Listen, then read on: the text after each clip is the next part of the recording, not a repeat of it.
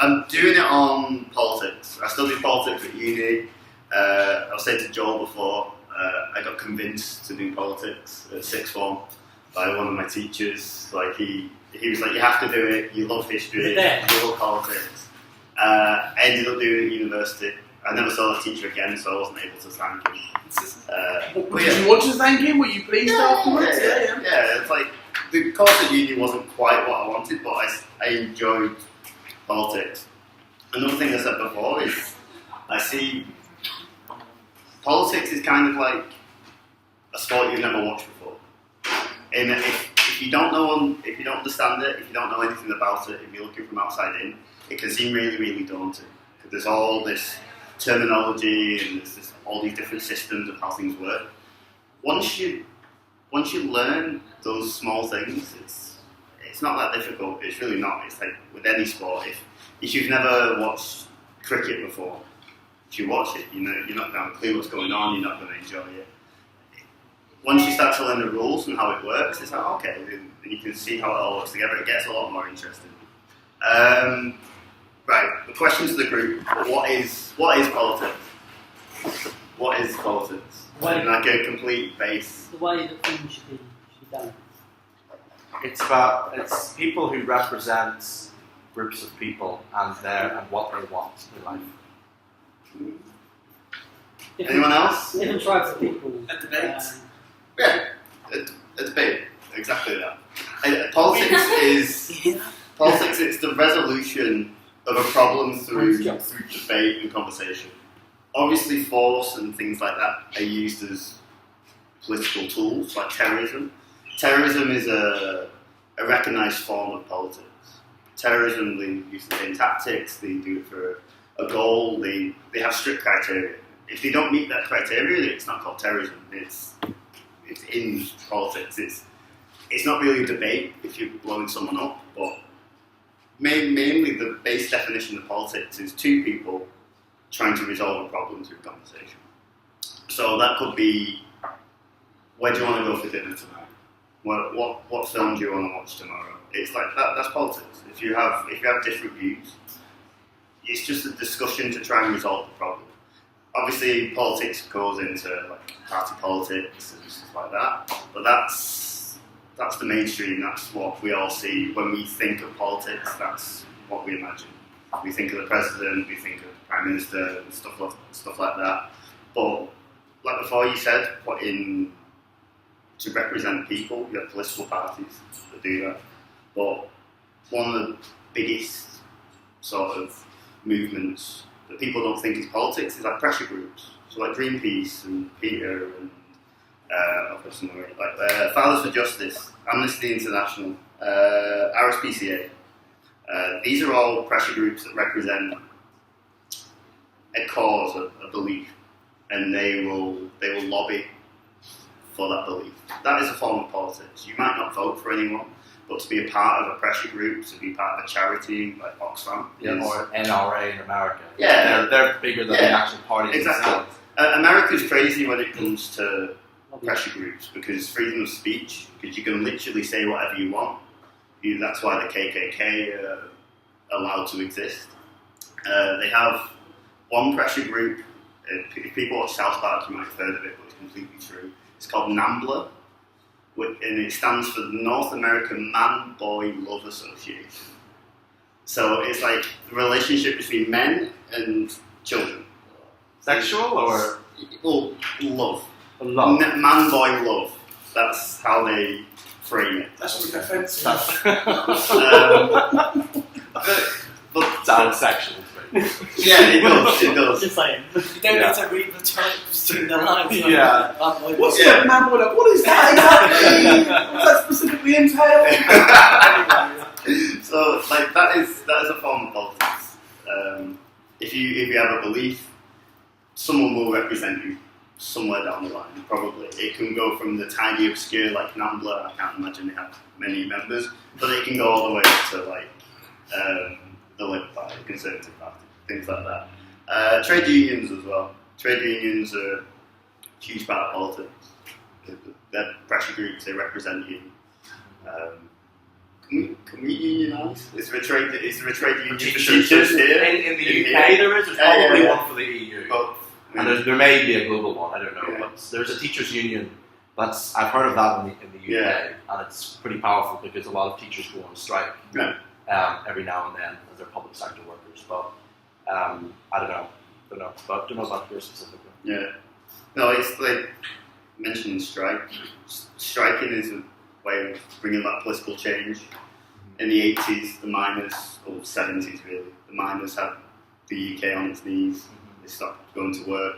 There was a 3-day working week, which doesn't sound bad actually. If someone said you only have to go to work on Monday, Wednesday, and Friday, I'm like, that sound. I've got no problems with that. Okay, what else am I going to talk about now? I've just written loads of vocab down. I'm just like, explain this at some point. Okay, there's like the difference between like the American system, like the federal government, the parliamentary system that we have.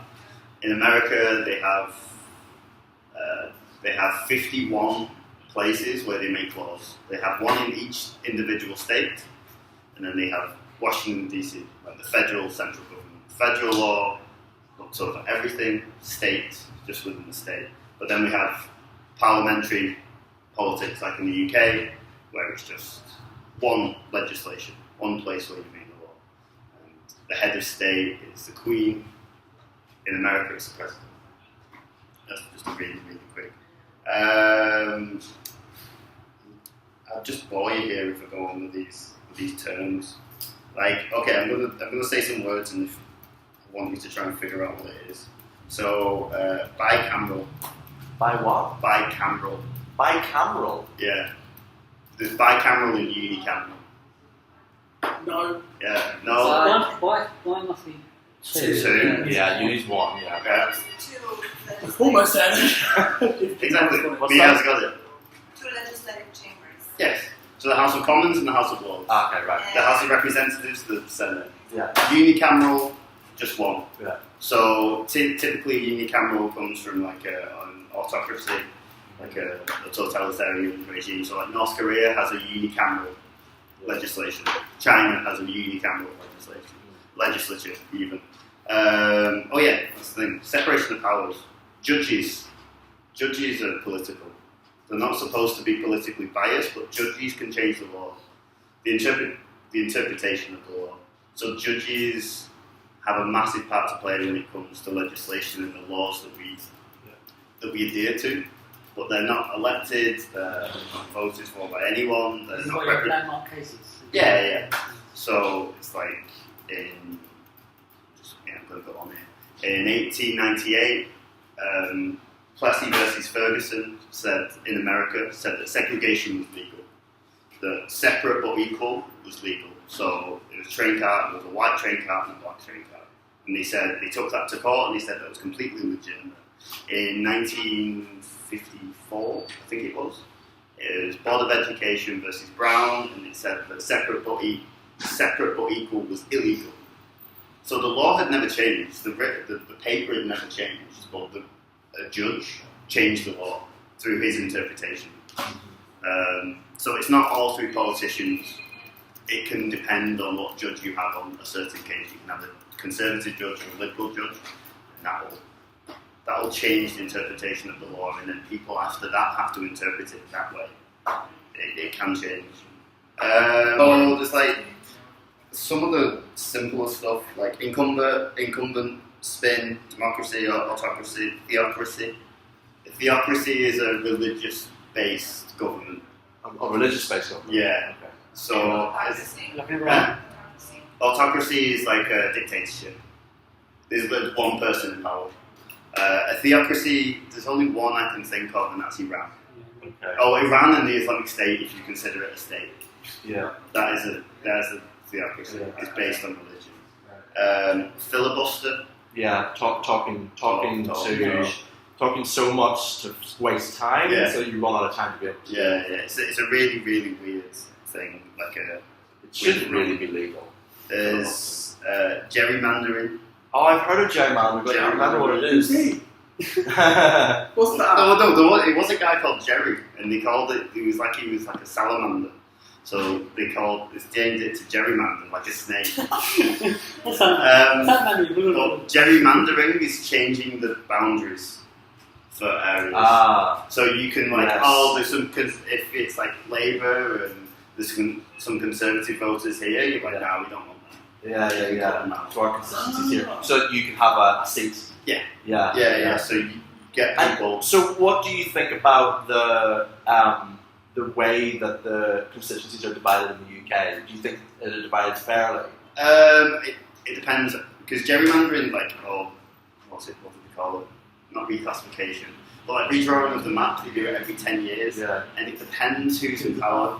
Yeah. So obviously, if it's a Labour government, they're going to be So there's a date every 10 years? Yeah, they do it because the census. Okay. Because the census every 10 years, they redraw the map every 10 years. Yeah.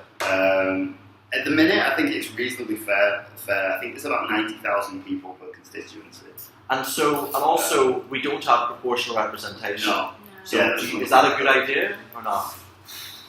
Well, depends what you want. First past the post, the system we've got now traditionally gives you strong and stable governments. We're not today. Yeah, but first past the post leads to a two-party system. Like, pretty much we have first past the post in America, we have it in the UK. What's it called again? First past the post. First past the post. But it needs to. So you just have to win by one vote. Yeah. So if people win by 326 votes, as long as you get to that 326, that's it. It's done. Yeah. But say 40% of you have the largest number of votes. So say there's only 100 people that vote, let's say, and 40 people vote for you. You get 40% of the vote. But then 60% of the people have voted against you. Yeah. So there's more people that don't want you than want you. So first past the post, a lot of people see it being non-democratic. So proportional representation is good for smaller parties and for getting real representation of the electorate. But then it can lead to extremist parties getting power. So like the BNP. Right. The BNP won seats in the European Parliament because it's proportional representation. Yeah. You could have something like a single transferable vote, which is if your candidate doesn't win, you have a second choice. So if your candidate doesn't win, it can go to someone else. Yeah, like in France. Tim, what are your top tips My for top tips. approaching political subjects with students? Um, Tim's top tips. Be careful. Top tips. Tim's top tips. Be careful. Be careful. That's the main thing I would have to say. One, people might not be interested in it and just find it completely dull and boring, and then you just completely lose the class and you're like, oh god, like you're fighting for the rest of the class to get them back. There's that, but then there's political views as well. Obviously here in Barcelona we have the whole Catalan independence thing, and like typically in class I don't portray my own view. I tell them I'll play devil's advocate, even if they're pro-independence or anti-independence. I'll go on the other side of the argument. I think it's always best to go on the other side of the argument just to have a good class and to have the class flow. But be careful about people's opinions, feelings. Like going back to terrorism, obviously I know terrorism is a big thing at the minute. People get nervous about it and you don't like talking about it so much. So I tend to avoid anything to do with it. Okay, well, thank you, Tim. Yeah. Thank you.